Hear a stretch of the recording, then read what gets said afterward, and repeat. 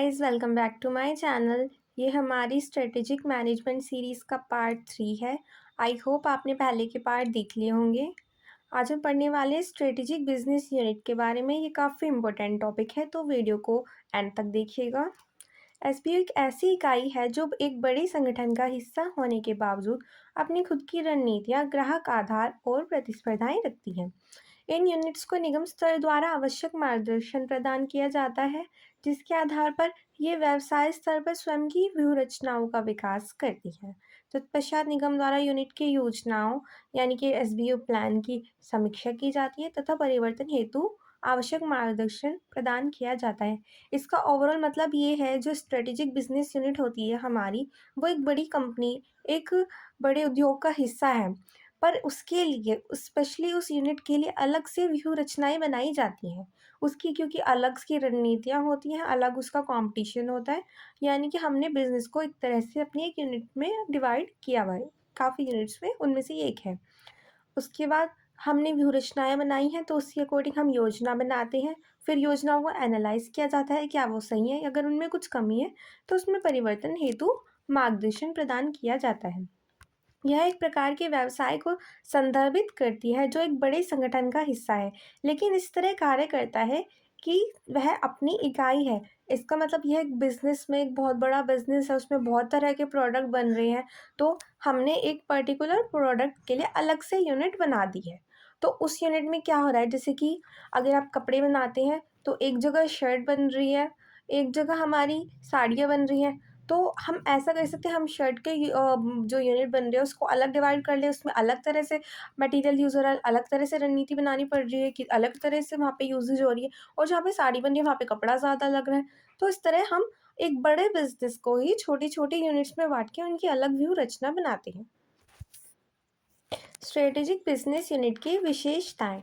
Philip Kotler के अनुसार एक स्ट्रेटेजिक बिजनेस यूनिट में निम्नलिखित विशेषताएं होती हैं।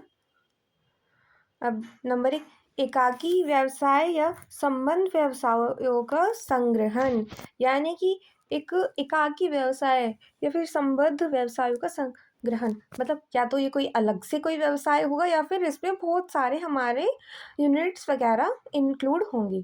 प्रतिस्पर्धी समूह, क्योंकि एक पर्टिकुलर चीज़ के लिए हमारे अब यूनिट बनी हुई है, तो उसके अलग से प्रतिस्पर्धी समूह होंगे। जो बिजनेस के पूरे बिजनेस के वो तो अलग होंगे ही, और उस पर्टिकुलर चीज़ के लिए भी अलग होंगे। एकाकी प्रबंधक, क्योंकि हमने पूरी यूनिट को अलग कर दिया है, तो उसके प्रबंध के लिए भी हमें कोई अलग मैनेजर चाहिएगा।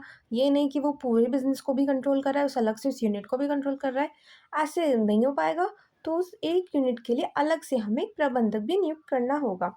स्ट्रेटेजिक प्रत्येक स्ट्रेटेजिक बिजनेस यूनिट का प्रबंध संगठन के पोर्टफोलियो के रूप में स्पष्ट परिभाषित उत्पाद बाजार खंड तथा व्यूहरचना के साथ किया जाता है। एंड लास्टली, स्वयं की व्यूहरचना विकसित, यानी कि हमने भी पढ़ाई है ये कि अगर वो अलग यूनिट है तो उसके लिए अलग से व्यूहरचना बनानी पड़ेगी। अब इसके क्या लाभ है वो देख लेते हैं। नियंत्रण की सीमा को कम करना तथा अधिकारों का विकेंद्रीयकरण करना, यानी कि अगर हमने उसको यूनिट को अलग डिवाइड कर दिया तो हमारा नियंत्रण का क्षेत्र छोटा हो जाएगा, उसमें हम अलग से ध्यान दे पाएंगे। अधिकारों का विकेंद्रीकरण हो जाएगा कि हाँ, उस यूनिट में कितने अधिकार है, कितने उत्तरदायित्व हैं, हम उनको उस अकॉर्डिंग बांट सकते हैं। एक जैसी व्यू रचना, एक जैसी व्यावसायिक व्यू रचनात्मक इकाइयों के समन्वय में वृद्धि, यानी कि हम उनको बैलेंस कर पाएंगे, जो एक जैसी हमारी जिनकी स्ट्रैटेजी बन रही है। व्यू रचनाओं के निर्माण तथा क्रियान्वयन में सुविधा, क्योंकि हम उन्हें अगर काम के अकॉर्डिंग बांट लेंगे तो हमें उनकी व्यू रचना बनाने में आसानी पड़ेगी, उनको हम जल्दी से क्रियान्वयन कर पाएंगे। विभिन्न व्यू रचनात्मक व्यावसायिक इकाइयों की जिम्मेदारी जवाबदेही निश्चित करने में सुविधा, यानी कि हम अलग से एनालाइज कर पाएंगे कि कौन सी हमारी व्यू रचना सही जा रही है और जिसमें कुछ चेंजेस होने हैं वो हम easily देख पाएंगे। Thank you for watching.